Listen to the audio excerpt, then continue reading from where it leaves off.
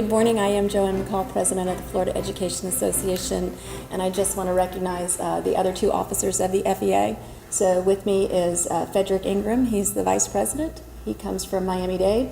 And Luke Flint is the Secretary-Treasurer, and he comes from Indian River. So good morning. We began this legislative session by sharing 5 things that teachers and education staff professionals know would improve teaching and learning, and they're listed right there for you. Ensure adequate funding, let teachers teach, reduce time on testing, restore class size limits, and assure a living wage for our educational staff professionals. Over the past year, I visited countless priority schools. Those are the schools that are the most in need of help from lawmakers. What I heard from our teachers and our educational staff professionals in those schools and what I hear in the halls of the Capitol are quite different. We are now in the second half of this year's legislative session, and I wanted to talk to you about some of the important issues that are still looming out there for public schools and our students. For years, the Florida Education Association, as well as teachers, education employees, and parents throughout the state have been talking about the over-reliance on and the misuse of standardized testing in our state. Our parents are screaming that enough is enough. But until this year, lawmakers have taken only baby steps and made only a smattering of cosmetic changes to the state's testing mania. This week, testing season begins, and it will go from now until the end of the school year. This year, those of us who have been critical about the testing madness were encouraged. 2 proposals have emerged for this session. One proposal is dubbed Fewer, Better Tests. But it's neither fewer nor better tests. Instead, it would allow the high-stakes testing to be pushed back to the last final 3 weeks of the school year and does nothing to lessen the amount of tests. The bill would also change student proficiency requirements, undoing the State Board of Education decision and misaligning the FSA scores, labeling far more children and schools as underperforming and failing. A far better proposal removes the proficiency changes, makes VAM optional by the district choice, and allows district the option to adopt paper and pencil testing. This proposal has been widely praised and continues to move through the Senate. I think that many parents and others who believe there's too much standardized testing are optimistic that this Senate version of the bill will be adopted, and at long last we will see some relief to the testing mania. But it's unclear as to whether the House will accept this proposal or not.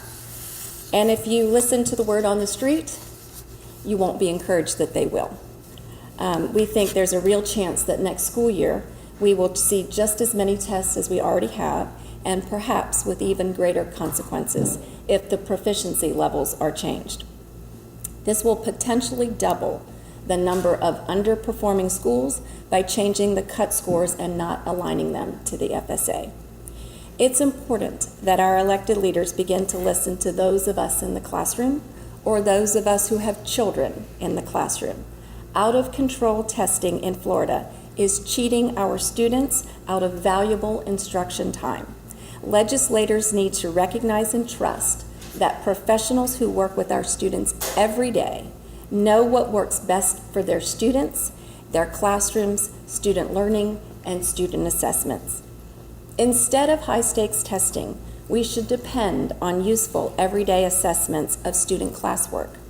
This allows teachers to better meet the needs of their students by providing immediate feedback and making real-time adjustments to teaching strategies. Let's stop the weeks and weeks of lost instruction brought by the disruptions of high-stakes testing.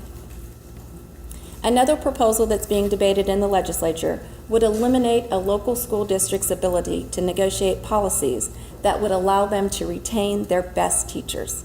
School districts throughout the state are warning that they are having trouble finding teachers, and yet some in the legislature want to limit the district's ability to attract and retain the most effective and highly effective teachers. Awarding some sort of job stability to high-performing teachers is a tool that superintendents and districts use to attract and retain high-quality teachers. We need teachers who have met the challenges of the classroom and have been proven to be highly effective and effective to remain within our schools. Why make it more difficult for districts to retain them? And why not give our students stability? On the funding front, our state has lagged behind the rest of the nation for decades in its financial commitment to our schools.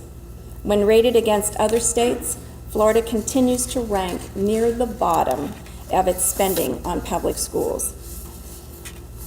This legislature has proposals that would boost the amount of money that goes to charter for-profits as well as voucher schools, and only gives minimal raises to those of us in public schools. One proposal gives for-profit operators a $200 million slush fund. It sets up a state-sponsored revolving loan program for them. It gives them federal funds that are supposed to go to local schools. It forces districts to give them public school buildings and for the district to maintain those school buildings. It exempts the operators from school building codes, taxes, fees, assessments, and state procurement laws. It exempts them from current charter law that requires them to close if they fail. It exempts them from the constitutional amendment of class size. And it even exempts them, this is probably the most ludicrous of all, from all teacher certification requirements. I'm not sure that makes sense, ladies and gentlemen, and I'm not sure how that helps students in our state. There is no consistent evidence that charter schools are the answer to our education problems. In fact, study after study has found that the evidence on the effectiveness of charter schools in raising student achievement is at best mixed, and that academic performance in most charter schools is underwhelming. I was optimistic heading into this session that our elected leaders would finally begin to understand the impact of their decisions over the past 20 years. But as this session heads down to the home stretch, I have serious doubts and concerns. There's still time for them to get it right. There's still time for them to put public education on the right path, but the days are dwindling.